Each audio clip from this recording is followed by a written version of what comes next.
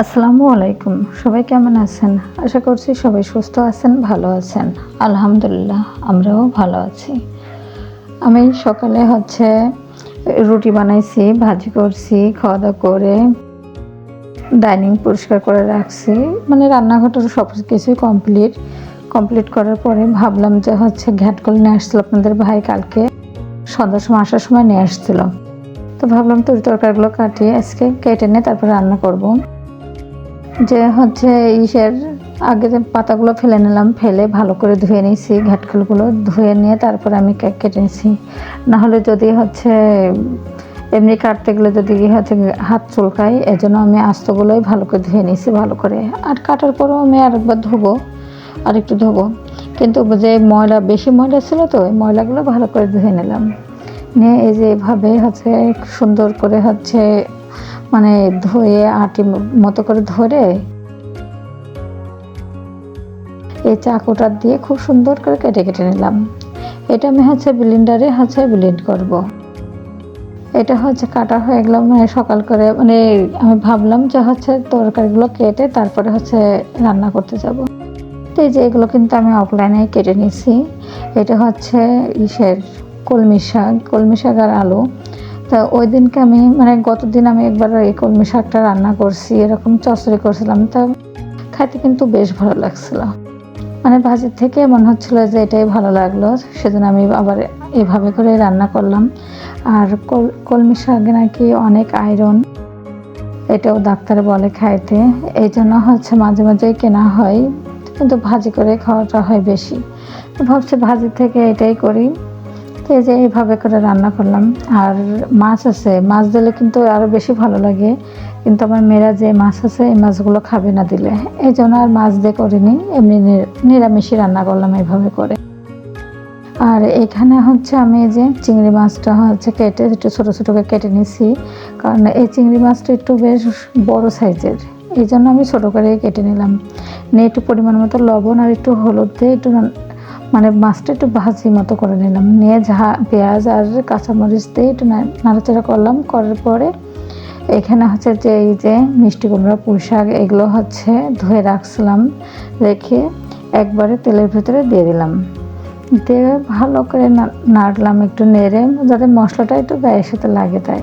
আর মশলাটা আর বেশি কিছু দিইনি, আমি খালি রসুন বাটা দিয়েছি। এই রসুন বাটা দিয়েই যদি এরকম চচ্চড়ি করা যায়, এই মানে কাটা কাটা ঝোল করা যায়, এটাই খুব ভালো লাগে। আমি কিন্তু নর্মালি এভাবে করে চচ্চড়ি করতে গেলে খালি একটু রসুন বেটে দিই, তাছাড়া মানে কোনো কিছু কিন্তু বেটে দিই না। যে যাই হোক, ওটা চুলার পর দিলাম, দিয়ে তারপরে ভাবলাম যে এটা একবারে ব্লেন্ডারে ব্লেন্ড করে নিয়ে আসি, কারণ এটা নামানোর পরে এটা মানে এটা করবো, ঘাটকলটা ভাজি করব। তাই যাই হোক, ধুয়ে রাখছিলাম, রাখার পরে ভাবলাম যে একবারে ব্লেন্ডারে নিয়ে আসি। আর চুলায় কিন্তু মিষ্টি কুমড়া তরকারি আছে, তা আমি এই যে করে নিচ্ছি এভাবে। এই ঘাটকল ভাজিটা আমার আব্বা অনেক পছন্দ করতো, অনেক, মানে ওনার তো প্রতিদিনই কিনে নিয়ে আসতো, কিনে নিয়ে এসে বলতো এভাবে করে একটু ভাজি করো। আমার মা তো পছন্দই করতো না, মানে কাটতে গেলে পরে যে হাত চুলকায়, আর করতে গেলে তো অনেক সময় লাগে, এই জন্য। তো যাই হোক, এখানে এই যে আমি একটু রসুন আর একটু পেঁয়াজ একটু পানি দিয়ে একটু ব্লেন্ড করে নিলাম, কারণ একটু রসুন পেঁয়াজ যদি একটু মানে ব্লেন্ড করে দেওয়া যায় তাহলে ভালো হয়, এটা ফ্লেভারটা ভালো আসে। আমি এই জন্য করে নিলাম। এই যে কালারটা কিন্তু দারুণ হয়েছে, খুব সুন্দর দেখা যাচ্ছে, কারণ মিষ্টি কুমড়ার কালারটা হলুদ হলুদ মতো, তারপরে আবার এর মধ্যে আবার সবুজ রং হয়ে আছে, খুবই ভালো লাগছে দেখতে। আর মিষ্টি কুমড়াটা কিন্তু অনেক সুন্দর মিষ্টি ছিল, খাইতে কিন্তু অনেক মজা হয়েছে তরকারিটা। আর মাশাআল্লাহ দেখতেও কিন্তু অনেক সুন্দর হয়েছে। যাই হোক, তরকারিটা নামালাম, নামানোর পরে এই যে এখানে ঝাল পেঁয়াজ একটু দিয়ে একটু তেলের পর দিয়ে নাড়াচাড়া করলাম। আর এখানে 3টা এলাচ ফল আর দারচিনি দিলাম, দিয়ে একটু নেড়ে নিয়ে তারপর এই ঘাটকলটা আমি ব্লেন্ডারে ব্লেন্ড করে রাখছি সেটা আমি দিয়ে দিলাম এর ভিতরে, তেলের উপরে দিয়ে। আমি এখানে একটু যে পেঁয়াজ বাটাটা মানে পেঁয়াজ আর রসুনটা করে রাখছি, ব্লেন্ড করে রাখছি, সেটাও দিয়ে দিলাম। আর এখানে হচ্ছে আবার একটু পরিমাণ মতো লবণ, পরিমাণ মতো একটু হলুদ দিলাম, পরিমাণ মতো একটু যে সে গরম মশলা করা ছিল আমার গুঁড়ো, সে গরম মশলা দিচ্ছি 1 চামচ, আর জিরার গুঁড়ো দিচ্ছি হচ্ছে 1 চামচ মতো দিয়ে, তারপরে হচ্ছে একটু শুকনো মরিচের গুঁড়া দিলাম, দিয়ে তারপরে হচ্ছে ভালো করে নাড়াচাড়া করলাম। কারণ আমি কিন্তু কাঁচামরিচটা একটু কম কম দিছি এই জন্য। আর এটা চুলার পরে দেওয়ার পরে আমি এবার একটু কফি খাচ্ছি। আমি একটু দাঁড়িয়ে দাঁড়িয়ে কিন্তু কফিও খাচ্ছি, কারণ হচ্ছে কফি হচ্ছে আমার মেয়েকে দেওয়া হয়েছে একটা, 2 মেয়ে 2টা খেয়ে নিয়েছে, তারপর আমি ভাবলাম আমি একটু খাই, তাহলে একটু ভালো লাগবে।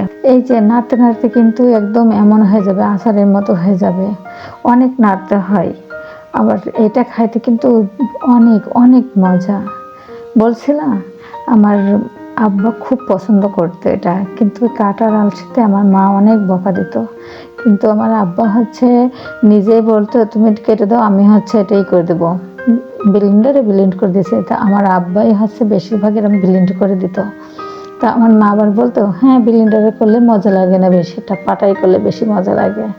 তা আমার আব্বা আবার বলতো আচ্ছা ঠিক আছে তাহলে তুমি করো, ব্লেন্ডারে তো মজা যদি না লাগে তাহলে তুমি এদিকেও যাবে না ওদিকেও যাবে না, এটা বলতো খুব আমার আব্বা। এ দেখেন এমন হয়েছে, খাইতে যে কি মজা, একবার হলেও ট্রাই করে দেখেন কতটা মজা। আর ওইটা নামানোর পরে আমি ডাল রান্না করছি, তা ডালটা তো অফলাইনেই হচ্ছে ফোটায় রান্না করলাম, করে বাগার দেওয়ার সময় বা তেলে দেওয়ার সময় আপনাদের সাথে একটু শেয়ার করছি। পাতলা ডাল কিন্তু একেবারেই, কারণ আপনাদের ভাই পাতলা ডালটা খাইতেই পছন্দ করে, এই জন্য পাতলা ডালটা রান্না করলাম। আর এটার ভিতরেই আমার ডালটা ছিল, তা ডালটা আজকে শেষ হয়ে গেছে, তা ভাবলাম এই হাতে একবারে ধুয়ে রাখি যাতে হচ্ছে ময়লাটা চলে যায়, আবার যখন নিয়ে আসবে তখন হচ্ছে শুকাই গেলে পরে রেখে দেবো, এই জন্য একবারে ধুয়ে রাখলাম। তো যারা আমার ভিডিওটি দেখছেন তারা একটা লাইক দিবেন, কারণ আপনাদের একটা লাইক আমাকে আরও একটি নতুন ভিডিও বানাইতে উৎসাহিত করবে। আর আমার ভিডিও যদি আপনাদের কাছে একটুও ভালো লেগে থাকে তাহলে সাবস্ক্রাইব করে পাশে থাকবেন, বেল বাটনটি অন করে রাখলে আমি যে ভিডিওটাই দিব না কেন আপনাদের কাছে নোটিফিকেশন চলে যাবে। প্লিজ একটা লাইক দিন। মানে পরিষ্কার করা হয়ে আমি একবারে ধুয়ে ফেললাম।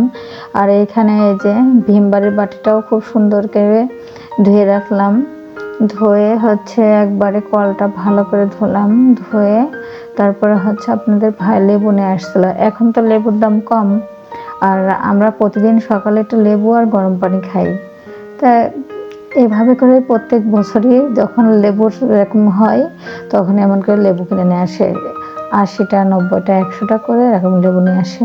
তো এত লেবু কি একবারে খাওয়া যায় বলেন আপনারাই? তো কি আর করব, আমি যে এভাবে করে কেটে হচ্ছে রসটা বের করে হচ্ছে ডিপ ফ্রিজে যে বরফ বানায় রেখে দিই বাটির ভিতরে। যখনই হচ্ছে মানে হয় ডিপ হয়ে গেলে যখন আমি ওরা গোলাই তখন হচ্ছে কি করি 1 পিস করে এই যে বরফ করে রাখছে যে বরফের ওইটার থেকে 1 পিস করে বের করে আর হচ্ছে পানি গরমের ভিতরে দিই, হালকা কুসুম গরম করে গরম করার ভিতরে দিই। আবার আর এটা করার পরেও যদি হচ্ছে যে মানে কোনো কিছু রান্না করতে গেলেও তখনও হচ্ছে ওইটার থেকে দিয়ে দিই।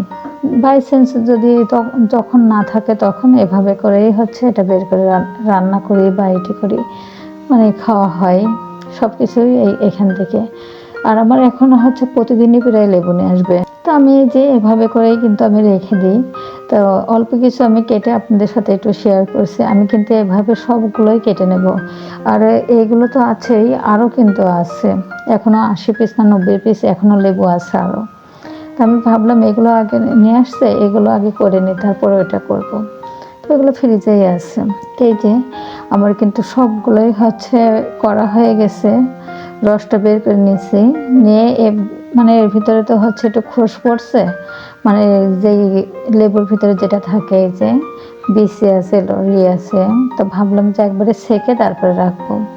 তো খোসাগুলো আমি হচ্ছে যে রেখে দিয়েছি পলের ভিতরে, মানে সে ময়লা নিয়ে গেছে আর মানে আছে, আমি একবারে রান্না করব, রান্না করে ময়লার বালতিটাও ধুবো, ধুয়ে তারপরে হচ্ছে ময়লাগুলো রাখবো। এই জন্য আমি প্রতিদিনই হচ্ছে পলের ভিতর করে রাখি, তারপরে হচ্ছে ময়লার এই যে বালতির ভিতরে আরেকটা হচ্ছে দিই, পলি দেওয়ার পরে কিন্তু আর এক পলি রাখি। এই যে আমি ছেঁকে কিন্তু এভাবে করে নিচ্ছি, রসটা বের করে নিচ্ছি, যাতে ওর ভিতরে ওই যে ছাবাটা না থাকে, আর বিচি থাকলে বিচিগুলো হচ্ছে বের হয়ে যাবে। সবগুলো বের হয়ে গেছে। আমি এই রসটা আমি এই যে ফ্রিজে রাখবো, আর যখন বরফটা হয়ে যাবে তখন আবার উঠে তখন হচ্ছে বাটির ভিতরে করে রেখে দেব। আমি এভাবে করে লেবু প্রত্যেক বছরই রেখে দিই। লেবুগুলো রাখার পরে আমি হচ্ছে রান্নাঘরটা অনেক সুন্দর করে পরিষ্কার করলাম। গোসল করতে গিয়েছি, যে হচ্ছে অনেকগুলো কাপড় পরিষ্কার করলাম। তো পরিষ্কার করাটা তো আর শেয়ার করতে পারলাম না, তো নাড়াটাই পুরো শেয়ার করলাম আপনাদের সাথে, না হলে তো অনেক বড় ভিডিও হয়ে যাবে। গোসল করে নামাজ পড়ে খাওয়া দাওয়া করে বিকালের দিকে একটু হাট বের হয়েছি। তো ওইখান থেকে আসার সময় বেশ কিছু জিনিস কিনে নিয়ে আসলাম, পেয়ারা কিনে নিয়ে আসলাম। তারপর আমার এই যে প্লাস্টিকের যেগুলো, এই যে চামিচ মানে খুন্তি যেটা বলে, এটা হচ্ছে আমার হয়ে গেছিলো, নষ্ট হয়ে গেছে, এটা কিনে নিয়ে আসলাম। তারপর একটা ব্রাশ কিনলাম, একটা যে গ্লাস ক্লিনার কিনলাম, বাথরুমের জন্য অরনিল কিনে নিয়ে আসলাম, আর একটা অ্যাফ্রন কিনে নিয়ে আসলাম। মানে একটা ছিল, এটা নষ্ট হয়ে গেছে, তাই ভাবলাম আর একটা কিনে নিয়ে যাই। তাই এবার নিয়ে আসছি এক কালারেরটা। তো ওটা নিয়ে আসার পরে আর হচ্ছে মেয়ে আবার যাওয়ার সময় বলে দিয়েছিল যে একটু বাইরের খাবার কিনে নিয়ে আসতে। তো আমি আর কি করব, আসার সময় ভাবলাম যে কিনে নিয়ে যাই, যেহেতু আজকে তো আর বানাবো না, বাসায় যাই কিছু, এই জন্য আজকে নিয়ে আসছি কিনে। তার হচ্ছে এইটা আমিও খাবো না, আপনাদের ভাইও খাবে না, কারণ আপনাদের ভাই বাইরের হচ্ছে খাবারটা একটু কম পছন্দ করে, ও বাসায় বানানোটাই সবচেয়ে পছন্দ করে বেশি। এই জন্য হচ্ছে আমি হাফ নিয়ে আসছি। আর মানে এটা দুজনই খাবে, 2 মেয়ে খাবে, আমিও তো খাবো না, আপনাদের ভাইও খাবে না। আমি হচ্ছে একটা গ্রিল নিয়ে আসছি হাফ। তো যাই হোক, বের করে মেয়েদের হচ্ছে করে দিচ্ছি যে ওরা করে খাবে, এই জন্য আমি এবার ঢেলেই দিলাম এখানে। আর হচ্ছে সসটা এই পলিতে করেই করে খুলে দেবো, যাতে এটার ভিতর থেকেই খায়, কারণ অতগুলো ময়লা করলে আবার হচ্ছে হয়ে যাবে, আবার ধুতে হবে, একটু করতে হবে। তা আমি আবার বলছি অত কিছু ধোয়ার দরকার নেই, এটা খোলার দরকার নেই, পলিতেই থাক। সসের প্যাকেটে একটু তেল জড়ে গেছে, তাই ছোটো মেয়েকে বললাম একটু ধুয়ে নিয়ে আসো।